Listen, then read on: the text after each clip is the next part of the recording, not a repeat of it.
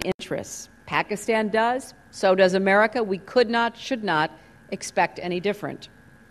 And it is no secret that our relationship today has challenges, but for all the reasons I have briefly mentioned, I would argue that our two nations have far more powerful common interests in improving our cooperation.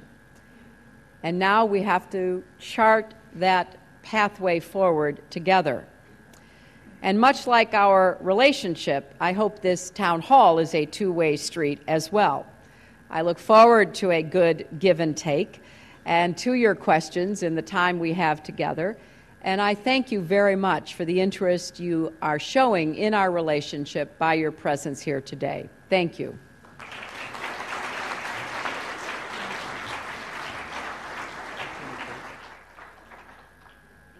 Will you clip yourself the mic? Yes, I will. I was told that you will do yourself. While the Secretary clips the mic, let me repeat once again.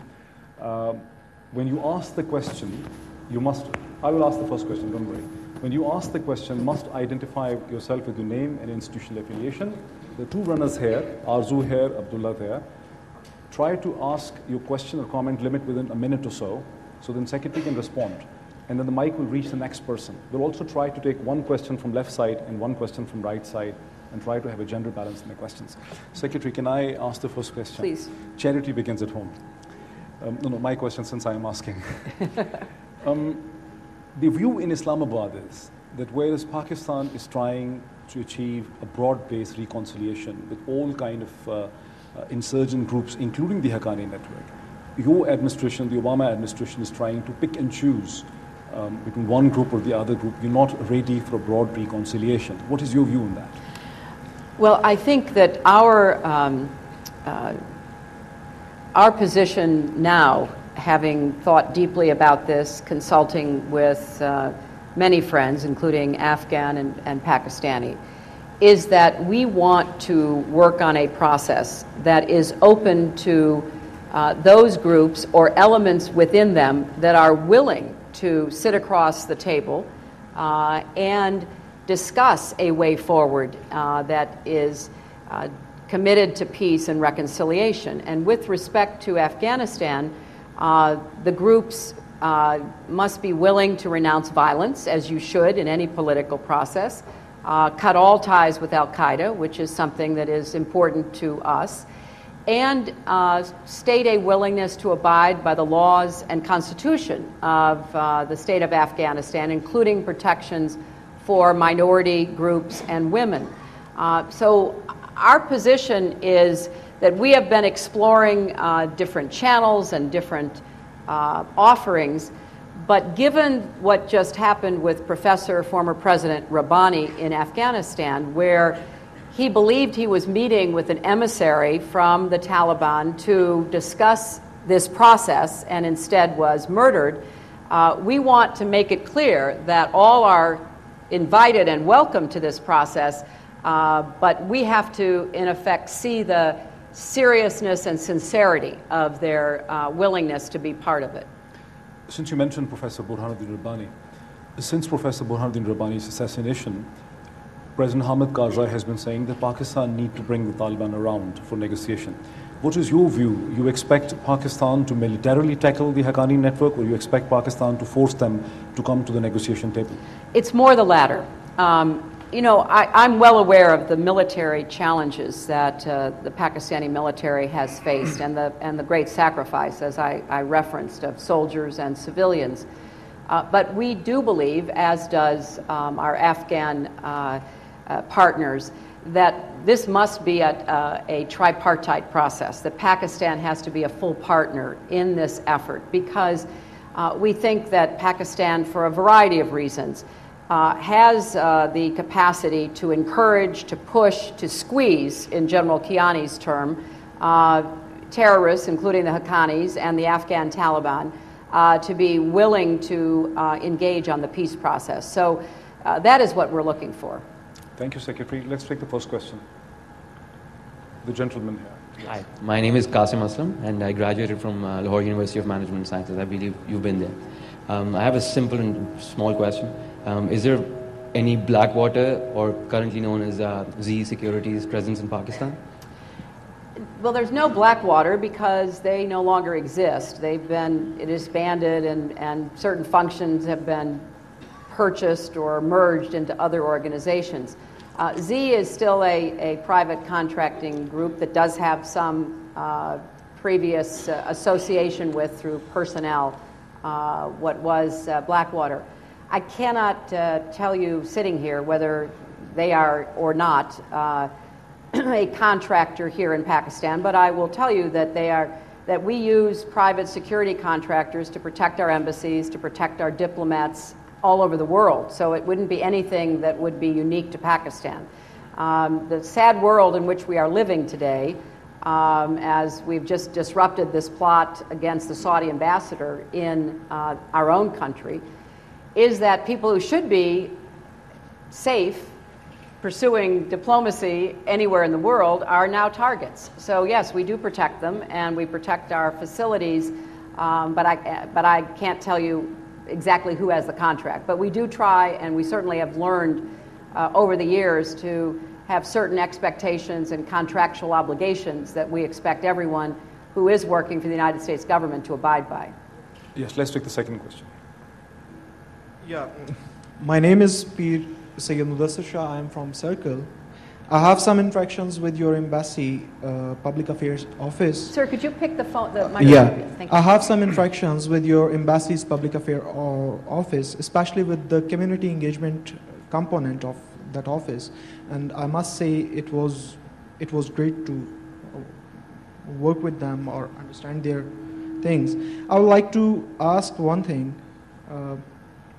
What is U.S. government doing to help organic voices inside Pakistani society and community against violent extremism to protect Pakistani citizen, army, and law enforcement personnel? Thank you, Pisa. That's an excellent question, and I thank you for your kind words about our embassy and about our interactions with you. And I think your question leads to really a reference I want to make to civil society here in Pakistan and to our embassy and our efforts out of the State Department. We have for many years worked to support civil society in Pakistan, but I have reached the conclusion we must do even more. And we need guidance and direction and suggestions from civil society itself. You know, if you look at the vibrancy of the Pakistani culture, there is so much interaction, and this is certainly not a shy society, as I have learned over the years. You have a very dynamic free press. You have a lot of people who are speaking out on all kinds of issues. But I worry about the intimidation factor from the extremists. You know, people should be able to express in a democracy competing views. And you may disagree and take that person to task, but it should not be the reason for murder. It should not be, as I tragically saw, the death of Governor Tazir and Minister Badi and others who have a right as Pakistani citizens to express their views. So if civil society gets intimidated and your space shrinks, the society suffers, not just the individuals. So our ambassador, Ambassador Munter, and I were actually talking about this just yesterday. And we're going to be seeking advice from you about what more we can do to support civil society and differing points of view within your country. Let me take the question here. Yes, Leah. Good evening and welcome to Pakistan, Secretary Clinton. My name is Sidra Iqbal and I'm an entrepreneur and a development activist. And like the fellow panelists over here, there are several interactions that I've been a part of and the development work that the consulates and the embassy is doing. It's wonderful, and just like you, I get puzzled with the anti-American sentiments that some of us may harbor in the country. Now my question to you, again drawing from your comments about the critical role that Pakistan has in the region, the recent comments about the AFPAC policy of the US defines the 3 Ds. I'd like your comments on that: deterrence, development, and dialogue. Because to a lot of us, these 3Ds seem to be in contradiction with each other. How can there be dialogue if there's deterrence? And how can there be development if there is deterrence? So I'd like your comments on that, please. Well, thank you. You know, I will certainly admit that much of what we see that needs to be done in the region may at first appear inherently contradictory. So, for example, when we say that with respect to the terrorists and the peace process, we want to fight and talk simultaneously. Well, that seems contradictory. But it has been our experience over many years that unfortunately it is both simultaneously that will convince some to come to negotiations and will remove others who are totally opposed to peace and want to continue their violent attacks. So with respect to our policies, yes, we feel strongly about development, but we are shifting our focus, as I said, from aid to trade. And the fact that you're an entrepreneur is very encouraging, because we want there to be more entrepreneurs, which means there has to be more market access, which means there has to be more trade, first in the region and then beyond. And so I think that, it may appear to be somewhat contradictory, but we live in a very complex world today, and therefore we have to be very clear-eyed about all the different challenges we face, and we have to work across them. And sometimes we will be promoting our defense relationship and supporting the need for deterrence of terrorist attacks while we're trying to build up development so that there will not be fertile ground for terrorists and extremists to take root. So it may not be an easy concept, but it is how we see the many different pressures that we're trying to respond to. Secretary, in the last 2 days, a couple of hours here, you must have had some kind of discussion on the issue of fight, fight, talk, talk in Islamabad. Yes. And the view over here is that it's not really working. What is your view? Do you think this fight, fight, talk, talk simultaneously is giving you results? Well, I don't think that we've really gotten to the talk, talk phase yet. I believe that this is certainly my perspective. We're only now at the talk stage because there has been a reversal of Taliban momentum in Afghanistan. President Obama's decision that he had to make upon taking office to increase our military presence in Afghanistan to reverse the momentum of the Taliban, I think has laid the groundwork now to be able to see if there is anybody willing to talk. And I have to be, very candid with all of you. We're not sure that there may be no appetite for talking on the other side, that for ideological reasons or whatever other motivations, there may be no willingness. And there have been about 3,000 fighters inside Afghanistan who have left the battlefield and have been reintegrated into their villages and into Afghan society. But whether it gets beyond the foot soldier level up to the leadership level, that's what we have to test now. So that's what we are trying to urgently put forward. There's a question here, I think. There's a lady who has a mic here. Yes. Hello, I'm Tara Uzra. I'm a JD from Harvard Law School, as well as president of Dawud Global Foundation and Ladies Fund. The question I have is because we have awards for women entrepreneurs, networking opportunities, and training for women entrepreneurs, we've identified incredible talent in Pakistan. And those are the headlines I would like to see and we'd like to see internationally. Furthermore, with virtual businesses and technology, could you perhaps share your opinions and guide us how we can get Pakistani women or Pakistani entrepreneurs and American entrepreneurs working hand in hand in entrepreneurship rather than in isolation? Thank you. Thank you. Well, that is music to my ears, because one of our principal programs in the State Department the last 2+ years has been to promote global entrepreneurship around the world, with an emphasis on women and with an emphasis on Muslim-majority countries. Because we think entrepreneurship, small business, medium-sized business development is key to economic growth and prosperity, and that parts of the world that have not been growing and providing inclusive prosperity over the last decades are now poised, in part because of technology, to do so. Therefore, we have held entrepreneurship summits in Egypt, in Indonesia, in Washington. The next one is in Turkey. And we want to be sure, we've had Pakistani participants, and we want to be sure that the two messages of what it takes to promote entrepreneurship, because there are still legal and regulatory barriers. There are difficulties in many countries in starting businesses and growing businesses. We want to identify those, work with governments, work with business to try to eliminate them. And we also want to mentor. So we have websites, we have programs where we're bringing entrepreneurs, in particular women entrepreneurs, to work with counterparts. So we want to do all of that, and we view Pakistan as a place with such potential.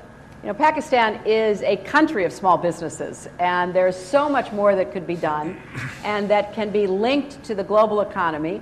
And so therefore, we will redouble our efforts to reach out to Pakistani entrepreneurs and make sure that as many as possible are connected into what we're doing globally.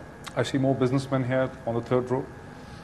Madam Secretary Clinton, my name is Ibrahim Qureshi. I'm the founder of Raffles Computer and a participant to the Presidential Summit on Entrepreneurship by President Obama. It was a great event. In that summit, there were 4 countries put in top priority list in terms of entrepreneurship development. It was namely Egypt, Palestine, Indonesia, and Pakistan. And one of my recent engagements in DC, I was told that Pakistan is no more on that priority list of engagements in terms of entrepreneurship development. And my question is, what triggered that? Why Pakistan is not on that priority list of 4 countries anymore? And secondly, I believe that, and I think a lot of us believe here, that terrorism is financially motivated and not religiously motivated. And with the youth we have, that there are any serious efforts going on to really bring and develop entrepreneurship in Pakistan like you've done in Egypt and in Palestine and in Indonesia. Thank you. Well, I am not aware of what you have just told me, and I will certainly check into that, because our original planning, as you know, was for Pakistan to be one of our 4 priority countries. I obviously believe it should be, and so let me look into whether a decision has been taken that I'm not aware of and see what we can do about it. That's a great thing. Here's a question here on the first row. Good afternoon. I'm Sarah Ishaq, and I'm a student at National University of Science and Technology. I want to ask, you already mentioned that you think that we have anti-American sentiments here. Well, how do you expect the people of Pakistan not to have anti-American sentiments when day in and day out we hear about drone attacks that kill more innocent people than militants? You yourself mentioned that we've had so many losses of innocent lives. How do you explain that? Thank you. Well, first let me say that I do not believe that there is any basis for your comment, but I will say this. There has been a lot of focus on doing what is necessary to protect Pakistan, to protect Afghanistan, and to protect Americans, which is important for both of our countries. And I think that the difficulties we face with the safe havens that I referenced is that very often they are embedded in areas where people are going about their daily business, and we try to make sure that in working with the Pakistani military and intelligence services that any person who has committed a terrorist act or is about to be committing a terrorist act can be intercepted, and there are many ways of doing that. And I do not believe, and I actually think it is one of the real successes of the relationship between our 2 countries. Secretary, I want to pick on this question of the anti-Americanism in Pakistan. United States being the hyperpower that shapes the world, has interests everywhere, and countries and people like Pakistan, which are at the receiving end of the American power, because America has to pursue its regional interests, have a reaction towards it. But people in Pakistan, the serious analysts see that there's a rising tide of anti-Pakistanism in the United States. And I think the American media, the way it reports the events, for instance, the leaks by unnamed officials, sometimes from State Department, sometimes from CIA, sometimes from the Pentagon, they build up a picture as Pakistan being the enemy. The Pakistanis are the enemy. Recently, after Mike Mullen's comments, Carla Togol, the New York Times, published a story in International Herald Tribune, which was inaccurate. The US Embassy officials, many diplomats privately told me, they were outraged themselves at how inaccurate the story was. She accused the Pakistani army of deliberately conspiring to kill the American soldiers in 2007, which was investigated by a US military general in Islamabad and found that no one was really involved. It was a soldier that got berserk, reactionary, as it happens in Afghanistan all the time. So this is a growing fear in Pakistan that when Pakistan is demonized, the public opinion changes. It puts pressure on Congress, both houses, the House and the Senate, which then put impediments in the relationship your administration wants to have Pakistan. They restrict you. So you're restricting your own way because of the demonization. Well, but look, I think that we have the problem on both sides. I agree. I think that I would respectfully say I think that there's been press articles on both sides that have been wildly inaccurate and wildly accusatory to the detriment of the seriousness of what we are trying to do together. And I think, look, we both have democracies. We have people who are politicians, who run for office, who are responsive to the public opinion. And so if the press and others are creating a public opinion attitude, then you're going to have politicians responding to it, and then we're into a vicious cycle. Look, I'm here in part because I don't think that's useful. And we have real differences. We need to be sitting down and exploring those differences and trying to work through them together. And we do expect to find areas of cooperation that are mutually beneficial. Now, I would hasten to add that in both countries, there is a lack of appreciation for the relationship that predates this administration. It kind of comes and goes. It goes back and forth over time on both sides.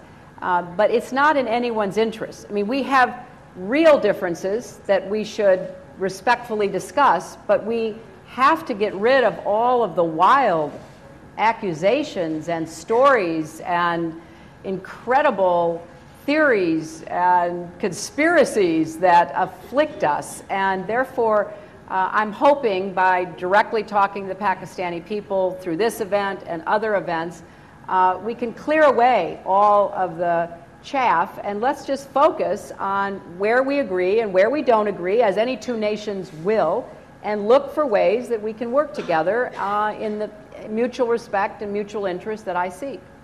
Do you think something can be done to have better understanding to stop all this between the media, the accusations, the wild accusations? You know, when I became Secretary of State, I was told by our embassy in Islamabad that they had just given up trying to respond to all the wild stories. There were so many every day, and obviously, you know, not just in the newspapers, but in the television and radio.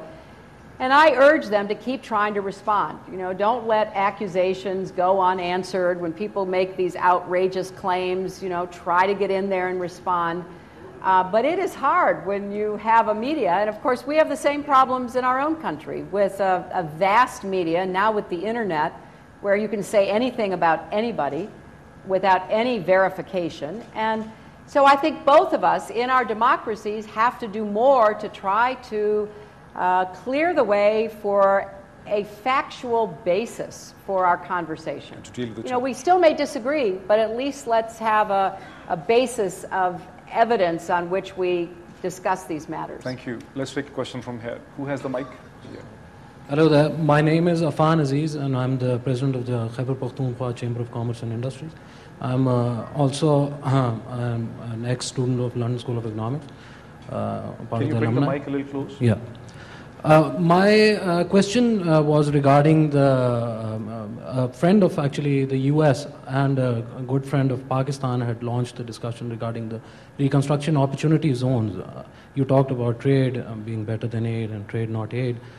This was exactly on those lines. And frankly speaking, to tell you the truth, this was one single factor. Had it been launched and had it included Pakistan-specific products that we could produce, this was one factor that could have changed the landscape of this place and would have helped you entirely in this war.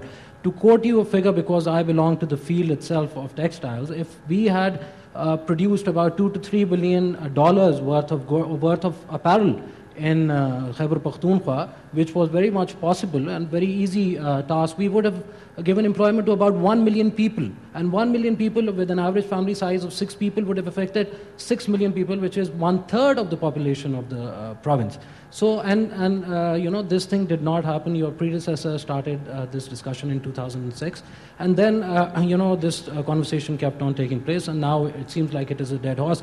I want to convince you that, you know, this is something that really would change things around.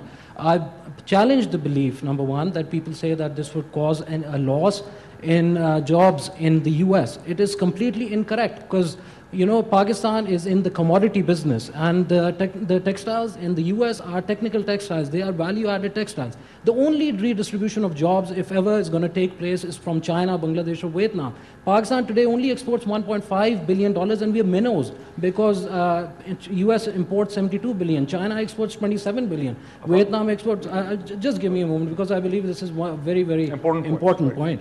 And secondly, you know, I also challenge the belief that people say that, you know, this can't be done in Khyber Pakhtunkhwa region. We've been a frontline state in a frontline country. So you see, we have really suffered not over the last 1 decade, but over the last 3 decades.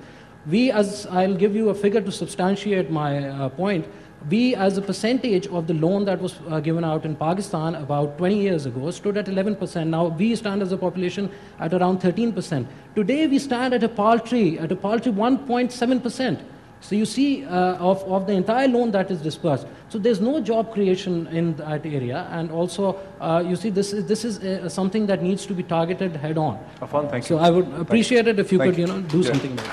I think it's well, I mean, you make a very strong argument, and there are many of us who agree that opening up our markets to your cotton, for example, would be a really big step forward in the economic growth of Pakistan, and also would have benefits in our relationship. You know, we have a political system with different points of view. We have made the case, the prior administration plus this administration. It's not the only issue that comes from the desire on the part of many of us to increase trade that doesn't yet have a majority to pursue. But, you know, you're not going to get an argument from me. It would be a very positive development.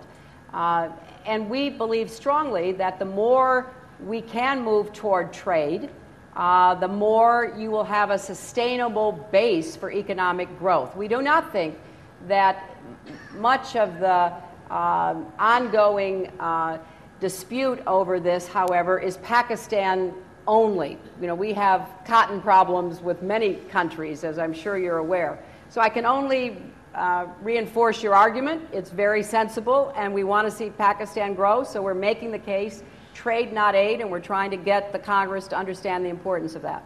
Let's take a question here. Yeah. My name is Sharo. I'm an entrepreneur. I was a part of Goldman Sachs 10,000 Women this year. My question is, since I'm not a politician or an analyst, from a common person perception in Pakistan, that what is U.S. exit policy from Afghanistan? Because we feel that since 9/11 military operation, we don't see any kind of improvement in terms of peace in Pakistan. And we, being a Pakistani, in fact, suffering a lot more than Afghanistan, because you have a military operation there, but we don't have here.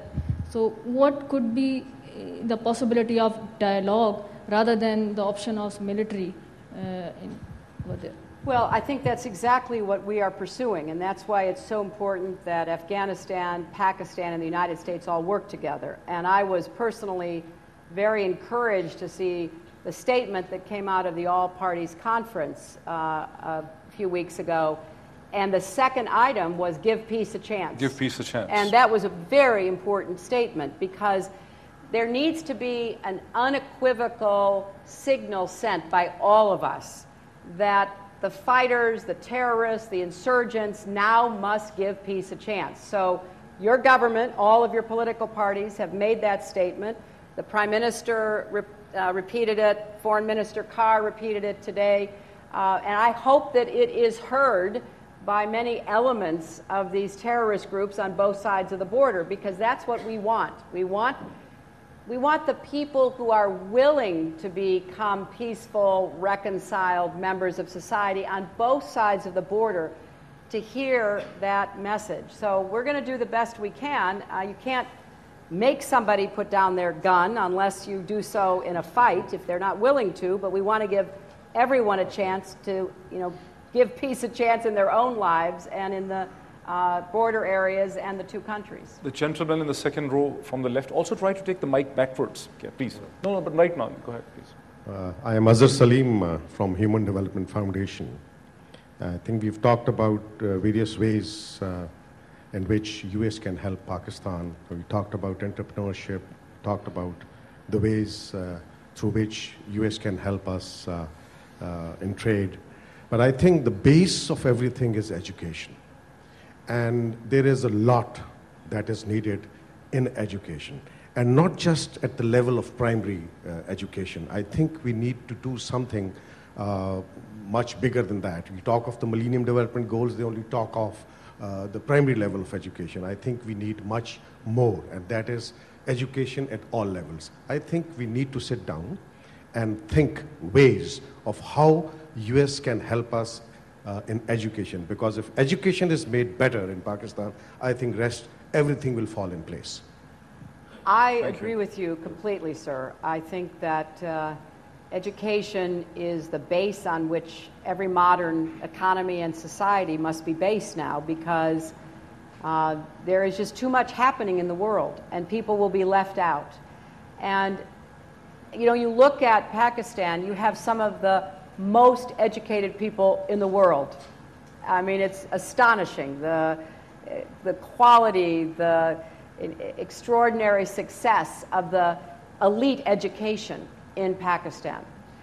But then you have a huge number of people, and particularly women, who are not educated. And we know that educating a woman is the best way of building a society, because that education is passed on. There's so much evidence. A child will not read above the level of what his mother reads at unless there's an extraordinary effort made to guide that child into education. So if I had a magic wand, I would say education in Pakistan is absolutely necessary. Now, going back for a minute to our struggles with the terrorist groups, one of the things we see in Afghanistan, and President Karzai told me a story, a very poignant story, when I was in Kabul yesterday, that when he was recently in Kandahar and he met a little girl of about 8 or 9, he said to her, "Well, are you in school?" And she said, "No, we cannot go to school," because her family was intimidated by the Taliban and prevented from going to school. And the United States has helped to build dozens of schools, and the international community altogether has helped to build hundreds of schools in Afghanistan, and many of them have been closed and many of them have been burned down, because there are people who do not want to educate women here in our world today. So let's do what we can to make it socially unacceptable to deny boys or girls an education. And then let's talk about how we can help support a system that begins to really deliver education, because that's unfortunately missing in many parts of this region. And I would just end by saying that it is quite troubling that many young boys do not have access to good public schooling. They go to madrasas, which is fine, but very often they do not learn what they need to learn to go on to higher education, to go onto a skilled trade, to be able to function effectively in a modern society. So you've put your finger on one of the biggest problems, and certainly our embassy will talk with you about what we can do, but much of it has to come internally. There has to be a demand by educated Pakistanis for all Pakistanis to be educated, and a particular movement to educate girls. Yeah, there's a question here. I'm Ramesh Singh Arora, heading one of the organization Moses Foundation. In recent past, I have been to US to attend one of the Ivy program funded by the US State Department on equal rights. Here I have a question. You already mentioned in your speech that the response in flood 2010, that was very great from the US, and we are thankful for that. But the response in recent flood from the US, that is slightly slow. So what are the reasons behind why the response is not comparatively slower than the previous one? Thank you very much. Well, you know, you're many people ask this question. Yes, well, I have to say that right now in our Congress, we are totally tied up in our budget negotiations. There's not much money going anywhere for anything. And I don't say that with any satisfaction. It's quite distressing to me. Because at the time of the first disastrous flood, as I said, we contributed far more than anyone else. And we not only contributed for emergency relief, but also for family income support. And we were very, very proud to do that. And now we are, we don't have that flexibility in our budget any longer. And so we will do what we can, but I don't want to sit here and tell you that we can do much more at this time. Secretary, there's a question in the last row on the left. No, there is. Yeah. Thank you, Madam, for being here. Your presence here is an endorsement that you believe in this strategic and synergistic relationship. My name is Ayla Majid. I am an elected director on the board of Islamabad Stock Exchange, and I'm also working with different entrepreneurs on entrepreneurial development efforts. We do understand that we do have challenges, we do have difficulties, and I don't need to rephrase that because we are very much on the same page. I can assure you on behalf of this very generation that we are practical people, and we are very much wanting to work on this relationship. We have our odds, but we will have a working relationship when we both are looking forward in the same direction. So let's continue to do that. You mentioned about opening up our borders for trade. So I would very much like your endorsement on this one to work with our policymakers, because on the behalf of private sector, we are very open to these initiatives. And I would encourage the US government that whereas the G2G relation is important, it should be more G2B and B2B as well.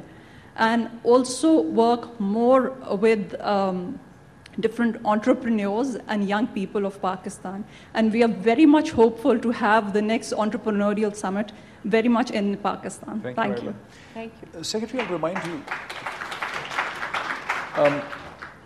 the strategic dialogue which you initiated yourself, which was taking shape the last time we met in October, then because of the tensions in the US-Pakistan relationship after January, the strategic relationship was kind of suspended.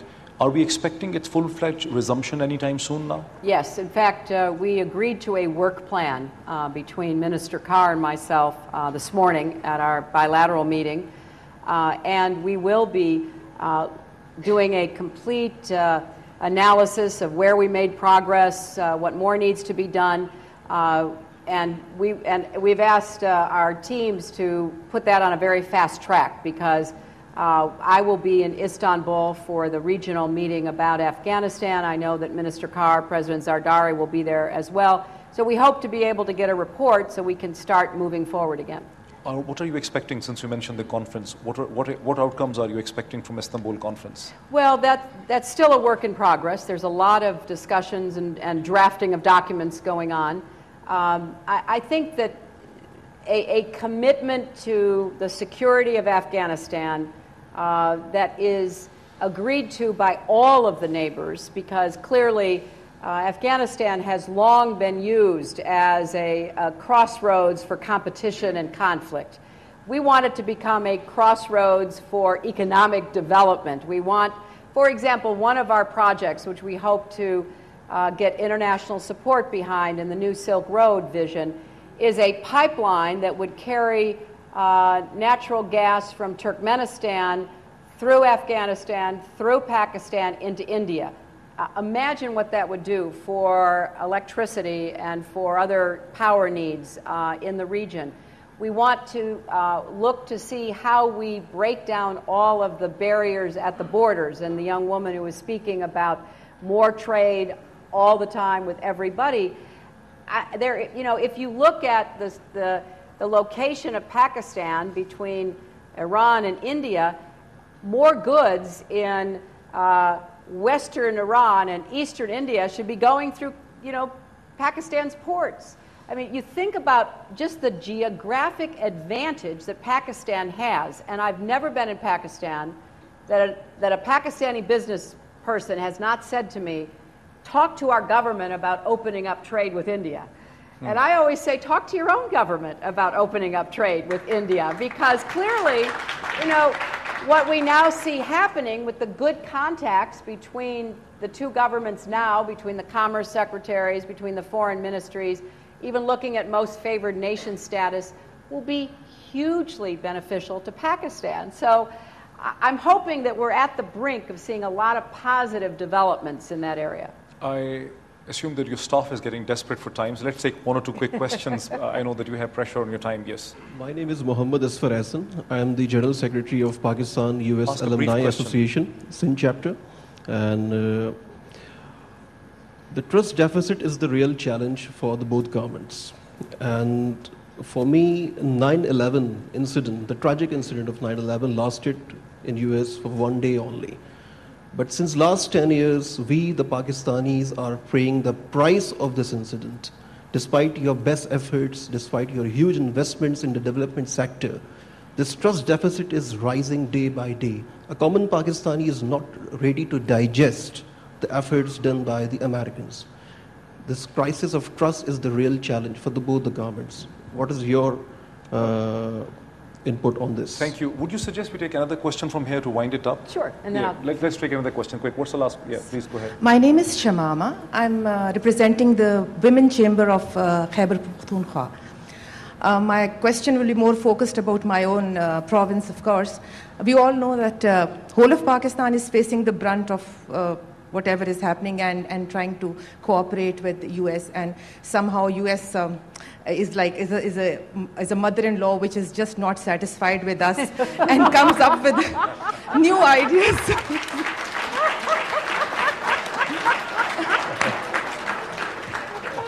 So we are trying to please you, and every time you come and visit us, you have a new idea to tell us you're not doing enough and you need to work harder and all. But yes, whole Pakistan, the economy has taken a nosedive, but especially Khyber Pakhtunkhwa has suffered a lot. Our businesses have suffered a lot. So do you have, I will not call ROZ a failure right now, but yes, it has not done what it was required to do. So do you have any backup plan or any other economic plan as a compensation to this part of the country? Okay. Well, now that I am a mother-in-law, I totally understand what you're saying, and we'll hope to do better privately and publicly. I thank you. That's a great analogy I'd never heard before. I think the two questions are very much related. And yes, we agree that there has been and is a trust deficit. We talk about it with our counterparts. It is something we are trying to overcome. We think it goes both directions. We don't think it's just one or the other. We think that both of us have to work harder to understand more clearly the needs and the interests and the concerns of the other side. And I take that very seriously. And it goes to this question about the price that Pakistan has paid, which I know is a very high one, not only in lost lives, but in lost economic productivity. One of the programs we're still hoping for is the reconstruction opportunity zones, the so-called ROZs, which would target areas that have been particularly hard hit and try to provide more market access and entice investors, Pakistani, American, others, to come into those zones because of the preferential treatment they would get into the American market. And we're still hoping to get Congress to agree to that. So we do have some Plan Bs. But our Plan A is to overcome the trust deficit, but to be honest about it, not to pretend, to have a very clear-eyed view of where we agree and disagree, and then to have a work plan and to try to make progress together toward shared objectives. And I think that requires a lot of dialogue and a lot of work between us, which we have to be committed to. And there is frustration on both sides, which I recognize. But I personally believe this relationship is critical, important to us both, and therefore we cannot give it up. Once a mother-in-law, always a mother-in-law, but perhaps mother-in-laws can learn new ways also. I don't know what the proper other side of the analogy is, but I think there has to be that kind of give and take. And we need your ideas, and we want to listen to you, and we respectfully request you listen to us. And therefore, we are going to stay the course and do everything we can to try to overcome the difficulties that we have faced together, because we both have too much at stake. We cannot walk away. We have to stay committed. Secretary, with your kind permission, just last question, Vahaj, the CEO of the Nayatel. We're almost over the time. I'm being warned. Okay. Thank you very much. I am Vahaj. I'm founder of a company, a fiber to the home company, which has provided direct employment to the 500 very talented Pakistani people. My question is that this talk on war on terror and the Taliban and Haqqani group is great, but the number one problem of 180 million Pakistani today is the corruption and the mismanagement of the government, which is leading to the hyperinflation, loss of electricity and the gas and the basic facilities to the common people. And the people believe that this does not require from the US side to invest even $1 million in asking the government to make itself correct, efficient, and corruption-free. What United States is doing towards that?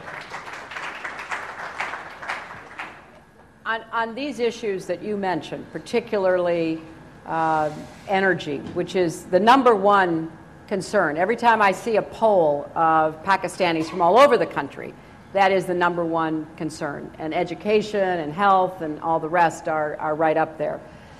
We have been consulting with and advising the government for the last 2.5 years. And we are also investing in trying to put online 1,000 more megawatts of power through American investment and American expertise.